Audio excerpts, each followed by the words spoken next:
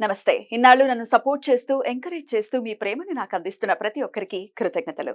అలాగే ఈ వీడియో కూడా ఖచ్చితంగా మీకు ఉపయోగపడుతుంది. లైక్, షేర్ అండ్ సబ్స్క్రైబ్ చేసి మీ సపోర్ట్‌ని నాకు అందించండి. అలాగే ఈ వీడియో పట్ల మీకున్న అభిప్రాయాన్ని కామెంట్ సెక్షన్‌లో కామెంట్ చేసి తెలియజేయండి.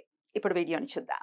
నమస్తే. Welcome to our channel. నేను పద్మిని. ప్రస్తుతం మనతో పాటు astrologer and tarot card reader Anupama Adupa garu ఉన్నారు. మాట్లాడదాం. అనుపమ గారు నమస్తే అండి. నమస్తే పద్మిని గారు. ఎలా ఉన్నారు అనుపమ గారు? ఫైన్ అండి, థ్యాంక్ యూ. ధనం మూలం ఇదం జగత్. ధనం చుట్టూనే తిరుగుతూ ఉంటుంది ప్రపంచం అంతా. 27 నక్షత్రాలే ఉన్నాయి మనకి. ఇంకొక నక్షత్రం లేదు. ఒక అభిజిత్ ఉంది కానీ అది లగ్నం కింద కన్సిడర్ చేస్తారు. కాబట్టి 27 నక్షత్రాల్లో పుట్టిన వాళ్ళు, కొన్ని నక్షత్రాలు డెఫినెట్ గా ఆస్పీషియస్ నక్షత్రాలు ఉన్నాయి, కొన్ని చాలా లక్కీ నక్షత్రాలు ఉంటాయి, కొన్ని వెల్త్ ని అంటే లక్ష్మి కటాక్షం పరిపూర్ణంగా ఉండేటటువంటి నక్షత్రాలు కూడా ఖచ్చితంగా ఉంటాయి. మీ నాలెడ్జ్ ప్రకారం, మీరు నేర్చుకున్న దాని ప్రకారం చాలా హొరోస్కోప్స్ కూడా చూసి ఉన్నారు మీరు.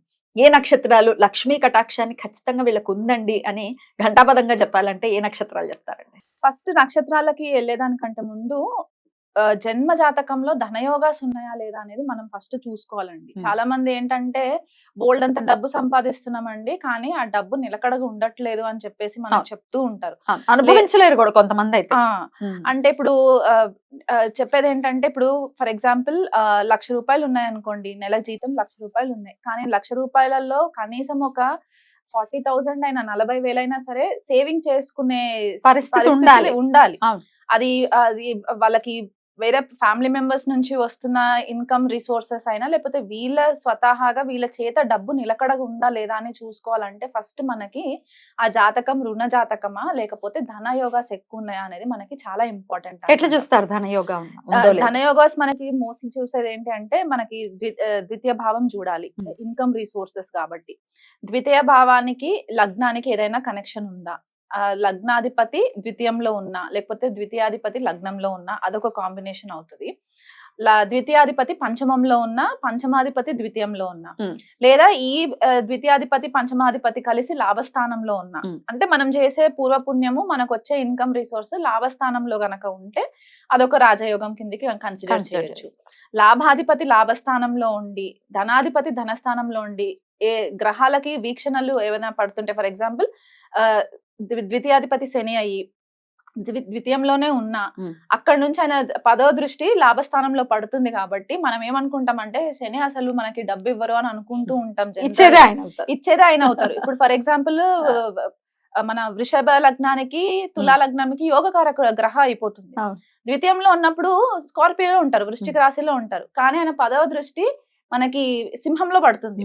అంటే స్లోగా వచ్చినా ఆ టైంకి వాళ్ళకి జాబ్ రావడము, ఎందుకంటే కర్మకారకుడు శని అని చెప్పుకుంటాం కాబట్టి ఆ టైంలో జాబ్ రావడము, లేకపోతే ఆ శని మనకి ధనాన్ని ఇచ్చే నక్షత్రాలు కనుక ఉండి ఆ పర్టిక్యులర్ జన్మ జాతకానికి ఆ నక్షత్ర సంపత్తారాలో ఉన్న, సాధన తారాలో ఉన్న ఇట్లాంటి తారాబలాలు చూసుకున్నా కూడా ఆ యొక్క దశ అంతర్దశలు వచ్చినప్పుడు ఇవి యాక్టివేషన్ లోకి వస్తాయి అన్నమాట.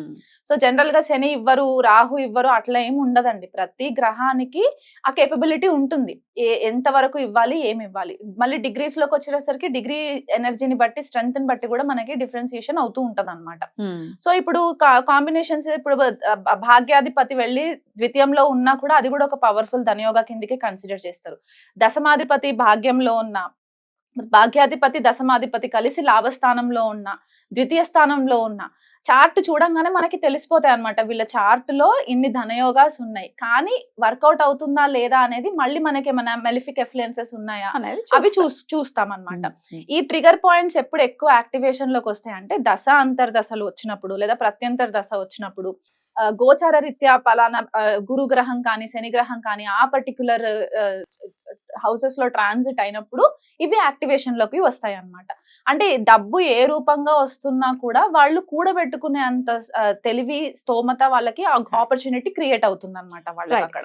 నక్షత్రాలను ఎట్లా మరి రిలేట్ అయి ఉన్నాయి ఈ అదృష్టాన్ని లేకపోతే ధనయోగాన్ని కల్పించేటటువంటి నక్షత్రాలు ఏవై ఉంటాయి? నక్షత్రాలు కొన్ని ఉన్నాయండి. ఫర్ ఎగ్జాంపుల్ మనకి రోహిణి నక్షత్రం ఒకటి, బాగా వెల్త్. అసలు రోహిణి వాళ్ళు మనకి స్టోరీస్ చెప్పుకుంటే తెలిసేది ఏంటి అంటే, రోహిణికి రోహణ శక్తి అనే ఎనర్జీ ఉంటుంది అనమాట. వీళ్ళు మట్టిని ముట్టుకున్న బంగారం అయిపోయేంత ఎనర్జీ ఉంటుంది రోహిణి నక్షత్రానికి. అందులో చంద్రుడు ఉచ్చ పొందుతాడు రోహిణి నక్షత్రంలో. సో అక్కడ ఆ ఎనర్జీ ఉంటుంది కాబట్టి రోహిణి నక్షత్రం ఒకటి. తర్వాత మనకి పుష్య నక్షత్రం ఒకటి, శని పుష్య. నక్షత్రం అయినా సరే పుష్య నక్షత్రం కూడా మనకి నరిష్మెంట్ వస్తుంది అనమాట. Hmm.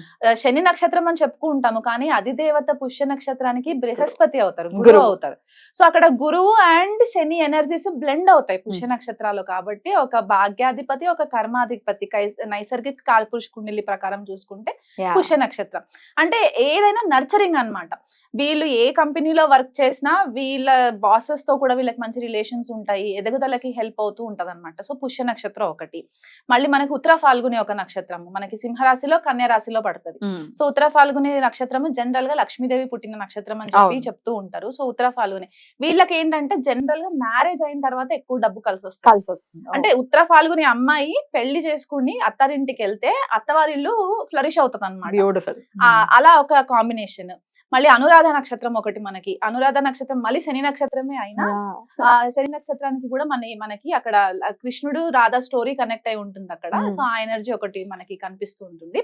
రేవతి నక్షత్రం అండి. రేవతి పుషన్ అనే దేవత రూల్ చేస్తూ ఉంటారు అనమాట. మోస్ట్ వెల్త్ గివింగ్ నక్షత్రం ఏంటి అంటే రేవతి అని చెప్పుకోవచ్చు మనం.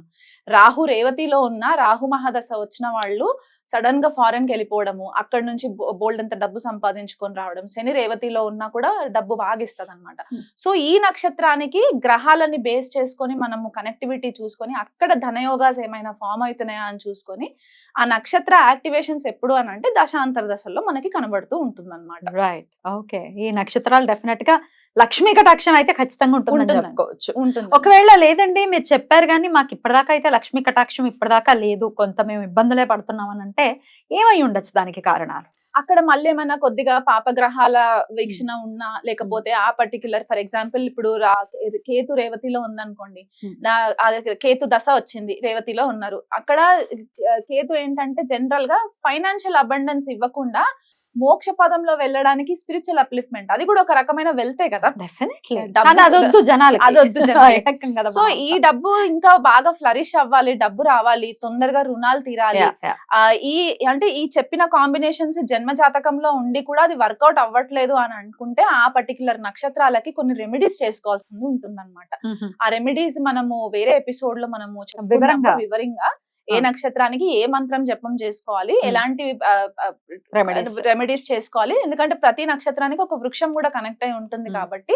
అది డీటెయిల్డ్ గా మనము నెక్స్ట్ ఎపిసోడ్ లో మనం డిస్కస్ తప్పకుండా డెఫినెట్ గా ఈ నక్షత్రాల వాళ్ళు అదృష్టవంతులుగానే కన్సిడర్ చేయొచ్చు. మోస్ట్ వెల్త్ గివింగ్ నక్షత్రం ఏంటి అంటే రేవతి అని చెప్పుకోవచ్చు మనం. రాహు రేవతిలో ఉన్న రాహు మహాదశ వచ్చిన వాళ్ళు సడన్ గా ఫారెన్ కి వెళ్ళిపోవడము, అక్కడ నుంచి బోల్డ్ అంత డబ్బు సంపాదించుకొని రావడం, శని రేవతిలో ఉన్నా కూడా డబ్బు బాగిస్తుంది అనమాట. సో ఈ నక్షత్రానికి గ్రహాలని బేస్ చేసుకొని మనము కనెక్టివిటీ చూసుకొని అక్కడ ధనయోగాస్ ఏమైనా ఫామ్ అవుతున్నాయా అని చూసుకొని. రైట్. చాలా బ్యూటిఫుల్ గా ఎక్స్ప్లెయిన్ చేశారు. So thank you so much అండి. నెక్స్ట్ ఎపిసోడ్ లో మీరు అన్నట్టుగానే ఇంకొంచెం ఎలాబొరేటివ్ గా మాట్లాడుకుందాం. నమస్తే అండి. నమస్తే అండి.